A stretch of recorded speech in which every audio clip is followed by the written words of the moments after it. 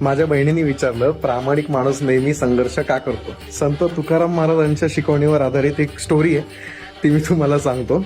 एक संध्याकाळ होती, पाऊस नुकताच थांबला होता, दार हळूच उघडलं आणि एक मुलगा घरात आला. त्याच्या चेहऱ्यावर थकवा होता, डोळ्यात पाणी होतं आणि मनात एक प्रश्न होता. मी खोटं बोलत नाही, कोणाला फसवत नाही, सगळी कामं प्रामाणिकपणे करतो, तरीही माझ्या वाटेला संघर्ष का? आणि जे लोक चुकीची कामं करतात, मोठ्या गाड्यांमध्ये पण तेच फिरतात, विदेशात पण तेच फिरतायत, सगळं चांगलं त्यांच्याच बरोबर होतं आणि आनंदी पण दिसतात, असं का? वडिलांनी काहीच उत्तर दिलं नाही. ते फक्त उठले आणि मुलाला जवळच्या एका तलावावर घेऊन गेले. संध्याकाळचं वारं शांत होतं, पाण्यावर एक कोरड लाकूड तरंगत होता आणि तळेशी एक दगड पडलेला होता. मुलगा म्हणाला, लाकूड तरंगतंय म्हणजे तोच जिंकला. इतक्यात जोरात वारं आलं आणि जो लाकूड तरंगत होता तो वाहून गेला.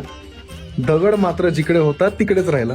वडिलांनी मुलाच्या खांद्यावर हात ठेवला आणि म्हणाले, बाळा, काही गोष्टी चमकतात, काही गोष्टी टिकतात. संत तुकाराम महाराज म्हणतात, जोडून या धन उत्तम व्यवहार आहे. म्हणजे धन कमवा, पण सरळ मार्गाने.